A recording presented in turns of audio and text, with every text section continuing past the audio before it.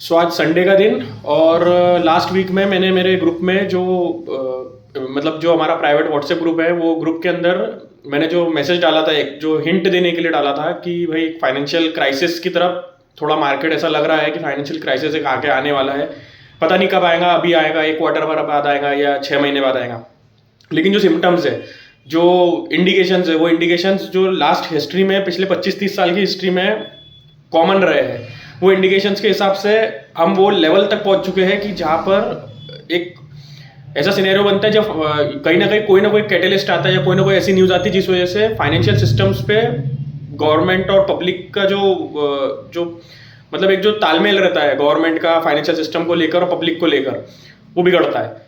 जैसे 2008 में Lehman brothers की जो न्यूज़ आई थी उसके बाद मार्केट गिरना शुरू हुए थे, पहले से सिस्टम खराब हो चुका था। कोरोना की न्यूज़ आने के बाद में मार्केट्स क्रैश हुए थे, लेकिन जो 2019 का अगस्त, जिसको मालूम है 2019 में जिन्होंने मार्केट देखा है, 2019 के अगस्त से जो सेंट्रल बैंक्स ने ऐसी क्वांटिटेटिव ईजनिंग जो बोलते हैं, या जो मार्केट में पैसा डालना होता है सिस्टम को क्रैश होने से बचाने के लिए, वो शुरू कर दिया था।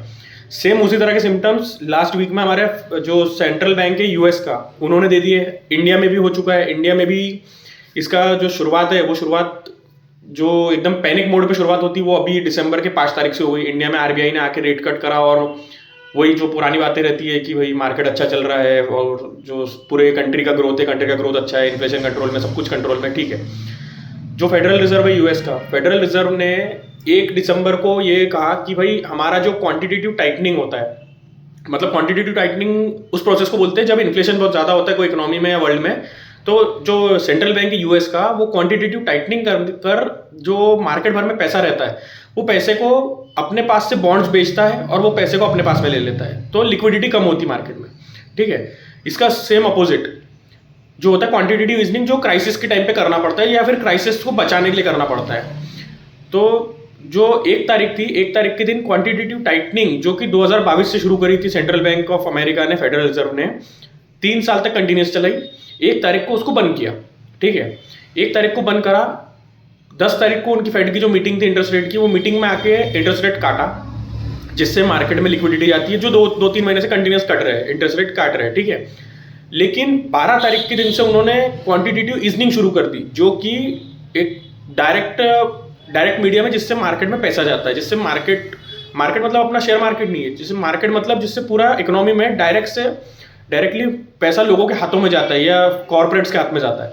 इंटरेस्ट रेट कट जो होता है ना, इंटरेस्ट रेट कट का इफेक्ट दिखने में 1 क्वार्टर या 2 क्वार्टर लगते हैं, लेकिन जो क्वांटिटेटिव ईजनिंग होती है, क्वांटिटेटिव ईजनिंग से पैसा मतलब 1 आध हफ्ते में मार्केट में घूमने लगता है, सर्कुलेट होने लगता है।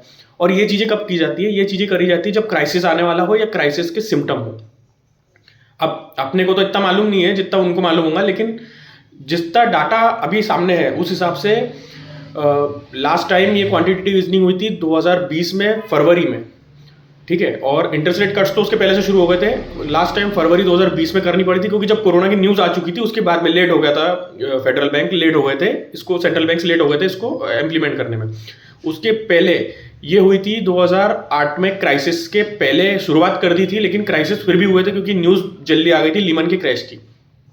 उससे भी पहले 2000 और 2001 का जो क्रैश हुआ था जिसमें टेक बबल फटा था, वो टेक बबल के टाइम पे भी इंटरेस्ट रेट कट होना पहले शुरू हो चुके थे।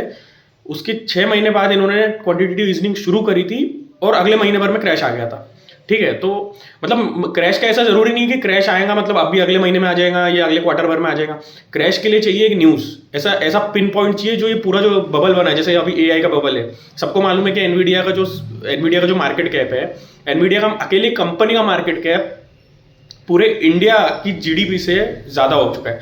इंडिया का जीडीपी 4.2 ट्रिलियन है और एनवीडिया का मार्केट कैप 5.12 ट्रिलियन के बीच में घूम रहा है। तो जो बबल है ना, ये जो डाटा सेंटर्स को लेकर, एआई को लेकर जो बबल बना है पूरे वर्ल्ड भर में, इसको पंचर अगर करना है तो इसको पंचर करने के लिए लगेगा एक कैटलिस्ट मतलब एक न्यूज़, जो कि बिल्कुल पूरे फाइनेंशियल सिस्टम पर एक एकदम पिन पॉइंट ऐसी जगह पे वार करे जिससे पूरे वर्ल्ड भर में पता चले कि भाई ये गड़बड़ी चल रही है मार्केट में, या ये गड़बड़ी चल रही है पूरे फाइनेंशियल सिस्टम में, जिन्होंने लेवरेज दे रखा है कंपनीज को, या फिर इन्होंने हैवी कैपेक्स कर रखा है, जो कैपेक्स का रिजल्ट इतना नहीं आने वाला है। मतलब इस तरह की कुछ भी न्यूज़ 2008 में वो न्यूज़ का काम करा था लीमन ब्रदर्स के बैंक्रप्सी फाइल करने को, जो बैंक्रप्सी फाइल हुई थी उसकी खबर एक दिन पहले मार्केट में आई थी, अगले दिन से मार्केट्स क्रैश होना शुरू हुए थे।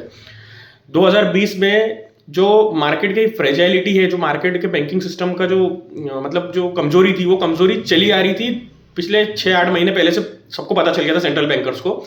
लेकिन उसको बबल को बस्ट करने का काम किया था कोरोना वाली न्यूज़ ने, कि कोरोना की वजह से लॉकडाउन लगेगी। 2001 में जो हुआ था, 2001 में डॉट कॉम बबल जो क्रैश हुआ था, वो डॉट कॉम बबल का फटना भी वही मतलब एक न्यूज़ की वजह से, पिन पॉइंट न्यूज़ की वजह से हुआ था, जब भी ये हुआ था कि भाई आईटी कंपनीज का वैल्यूएशन बहुत ज़्यादा है, जो अभी चल रहा है। सेम 2000 और 2001 वाली जो स्टोरी वो अभी वापस से रिपीट हो रही है। बाकी स्टोरी में इस बार फर्क ये है कि तब का जो मार्केट का साइज था और अभी का जो मार्केट का साइज है बहुत बड़ा है। अब जो 3-4 सिम्टम्स बताता हूँ, जिस वजह से मुझे भी लग रहा है कि मार्केट में कुछ गड़बड़ तो है। पहला सिम्टम जो है हमारे इंटरेस्ट रेट कट होना। इंटरेस्ट रेट कट होने की जब साइकिल चलती है, मतलब मार्केट में कुछ गड़बड़ी है जो सेंट्रल बैंकर्स को दिख रही है। दूसरा, क्वांटिटेटिव ईजनिंग जो मैंने बोला। तीसरा सिम्टम एक होता है यील्ड कर्व, जो यूएस के 10 ईयर बॉन्ड्स और 2 ईयर बॉन्ड्स के बीच का डिफरेंस होता है। जब ये यील्ड कर्व जो होता है, ये दोनों का जो डिफरेंस है, ये डिफरेंस जब नेगेटिव जाता है, उसके बाद में एक बड़ा क्राइसिस मतलब वेट कर रहा है, उसके बाद में बड़ा एक क्राइसिस आता है। लास्ट हिस्ट्री अगर मेरे को अगर चार्ट मिलेगा तो मैं ये वीडियो के बाद में एक चार्ट डालूंगा यील्ड कर्व का। उस कर्व के हिसाब से जब ये यील्ड कर्व नेगेटिव गया है, उसके अगले साल भर में हमें मतलब क्रैश या फिर बड़ा एक करेक्शन देखने को मिलता है मार्केट में, क्योंकि कुछ ना कुछ इरेगुलरिटीज होती है या फिर फाइनेंशियल सिस्टम में कुछ गड़बड़ियाँ रहती है जो सामने आती है पब्लिक के या बैंक मतलब पूरे सिस्टम के सामने आ जाती है कि भाई ये गड़बड़ चल रही थी काफ़ी टाइम से, जो लेट पता चली। ये एक सिम्टम्स है। उसके बाद में एक जो सबसे बड़ा जो गड़बड़ चल रही है, जो लगता है कि वहाँ से न्यूज़ आएंगी, वो है जापान में जो येन कैरी ट्रेड है। अब येन कैरी ट्रेड एक्चुअली है ये कि लास्ट 30 ईयर्स में जापान ने मतलब 0.5%, 0.25% पे पूरी वर्ल्ड भर में लोन दिया। वर्ल्ड भर की कंपनीज को लोन दिया, गवर्नमेंट्स को लोन दिया। अपने वहाँ जो इंडिया में बुलेट ट्रेन का प्रोजेक्ट चल रहा है, बुलेट ट्रेन के प्रोजेक्ट क्या है? बुलेट ट्रेन के प्रोजेक्ट में जो जापानीज गवर्नमेंट ने 60,000 करोड़ रुपए 1% लोन पर या फिर से 0 कॉस्ट लोन पर इंडिया को दी है अगले 90 साल के लिए। तो इस टाइप के जो प्रोजेक्ट्स है, इस टाइप के प्रोजेक्ट्स पूरे वर्ल्ड भर में बहुत है जिसमें जापान की फंडिंग लगी है। अब जापान में प्रॉब्लम ये है कि उनकी करेंसी हो रही है डेप्रिसिएट, क्योंकि उनके आ गया है, उनके वहाँ इन्फ्लेशन आ रहा है। अब इन्फ्लेशन को कंट्रोल करने के लिए उनको रेट बढ़ाने होंगे उनके वहाँ के बैंक्स के। अब इंटरेस्ट रेट अगर बढ़ाएंगे तो ये जो भी प्रोजेक्ट्स है, जैसे इंडिया में बुलेट ट्रेन का प्रोजेक्ट है, ऐसे पूरे वर्ल्ड भर में बहुत सारे जो प्रोजेक्ट्स है, उस सब प्रोजेक्ट्स की कॉस्ट बढ़ेगी। जब प्रोजेक्ट्स की कॉस्ट बढ़ेगी तो उनकी जो प्रॉफिटेबिलिटी है, जो उनकी प्लानिंग है, जो भी कंपनीज के पास में है, जो भी ऑर्गेनाइजेशन उनको टेक ओवर करके बैठी है, फाइनेंस करके बैठी है, लिवरेज लेके बैठी है वो बिजनेस पे या जो भी प्रोजेक्ट है उस पर, उनकी सबकी प्रॉफिटेबिलिटी खराब होने वाली है। अब ये एक तरह की न्यूज़ हो सकती है अगर ये बहुत बड़े लेवल पे, अगर जो बैंक ऑफ जापान जो है उनका अभी 19 तारीख को मीटिंग है, 19 तारीख की मीटिंग के दिन उनकी क्या कमेंट्री आती है, ये पूरा कमेंट्री डिसाइड करेगा क्या कि वो एक कैटलिस्ट का काम करेगा कि नहीं करेगा। बाकी मार्केट इसके लिए प्रिपेयर है कि भाई कुछ ना कुछ तो गड़बड़ है, क्योंकि अपने वहाँ इंडिया में भी आप देख रहे हो जो रिजल्ट्स है, कंपनी के रिजल्ट्स नहीं आ रहे। जो टॉप 20-30 कंपनीज हैं उनमें तो बहुत मतलब कोई एक हाथ कोई सोने वाली कंपनी होंगी जो बिल्कुल सोने जैसे बिजनेस पे बैठी है, बिल्कुल बढ़िया बिजनेस चल रहा है। या फिर जो रिटेलिंग वाली जो कंपनीज है, रिटेलिंग वाली कंपनीज है, जैसे डी मार्ट हो गया है, विशाल मार्ट हो गया, इनके इसमें थोड़ी बहुत ग्रोथ है क्योंकि इनका कंटिन्यूस बिजनेस है इनके, लेकिन मार्जिन कंप्रेस हो चुके हैं।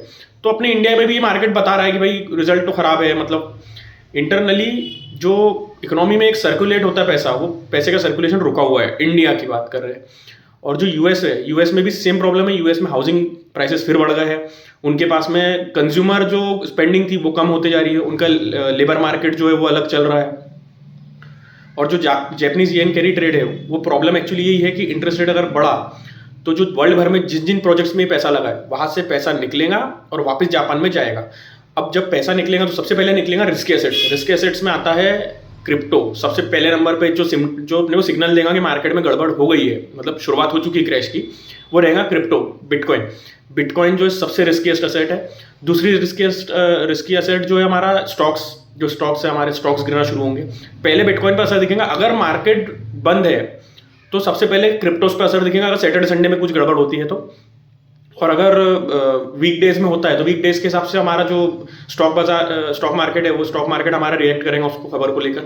लेकिन जो मेरे को जो लग रहा है सिम्टम्स के हिसाब से कि गड़बड़ तो है कुछ ना कुछ, लेकिन अब वो कब बस्ट होता है, कब न्यूज़ आती है, कब पता चलेगा, उसका टाइमिंग तो कोई नहीं कर सकता, no one can time the market. लेकिन जो मेरा ऐसा मानना है कि अगर आपके पास कोई ऐसी कंपनीज है जिसमें आपको डाउट है कि भाई कंपनी का बिजनेस अच्छा है नहीं है, या फिर आपके कोई लॉसेज है, छोटे मोटे लॉसेज वाली जो कंपनीज है उनको बुक कर लो।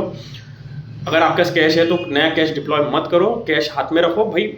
थोड़ा महंगा मिलेगा चलेगा, लेकिन एक ठीक ठाक मतलब एक सिस्टम जब बराबर लगे कि भाई ठीक है, मार्केट जब चलने लगा, मार्केट में एक मोमेंटम आ गया, तब लेना ज़रूरी है।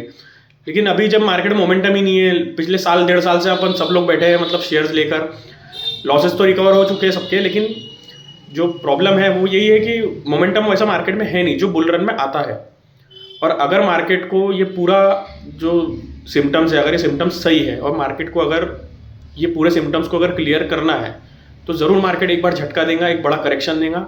और अगर कुछ बहुत ही बड़ा पंगा हुआ, जो जो अभी तो फिलहाल सबसे बड़ी न्यूज़ जैपनीज कैरी ट्रेड की दिख रही है, अगर वही पंगा हुआ तो कुछ बड़ा 2020 या 2008 जैसा भी देखने को मिल सकता है।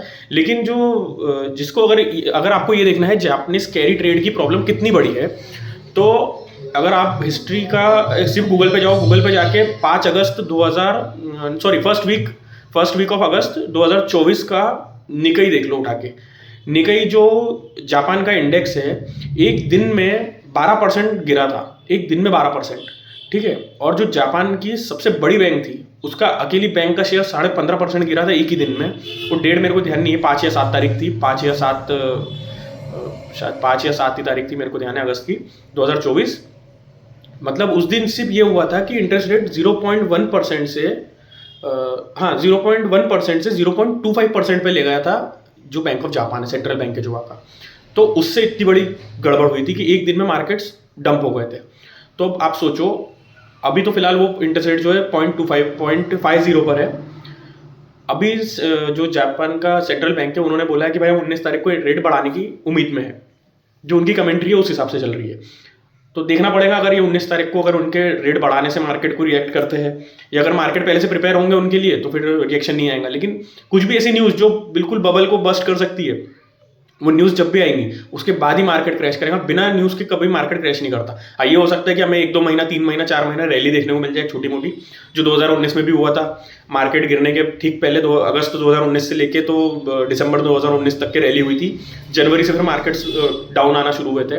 और 2008 के पहले भी हुआ था, 2007 से जब से इंटरेस्ट रेट कट्स होना शुरू हुए थे, मार्केट ने रैली करना शुरू कर दी थी। लेकिन 2008 में जाके फिर न्यूज़ आने पर ही गड़बड़ होती है। तो न्यूज़ पे ध्यान रखना है, न्यूज़ फ्लो क्या आ रहा है। और दूसरी चीज़ कि अगर आपके पास कैश है तो कैश होल्ड करो, आधी पोजीशन बनाओ। अगर एकदम लेना ही है भाई, कंपनी बहुत अच्छी है, हमारे को कंपनी बिल्कुल प्यारी है, बिल्कुल कंपनी से और बिजनेस से कंपनी के, तो आधा पैसा डालो, आधा होल्ड करो, ठीक है। और बाकी तो हमारे ग्रुप में एक्टिव रहो, जो भी रहेगा वो तो सब न्यूज़ इन्फॉर्मेशन हम सेंड करते रहते हैं रेगुलरली, ठीक है।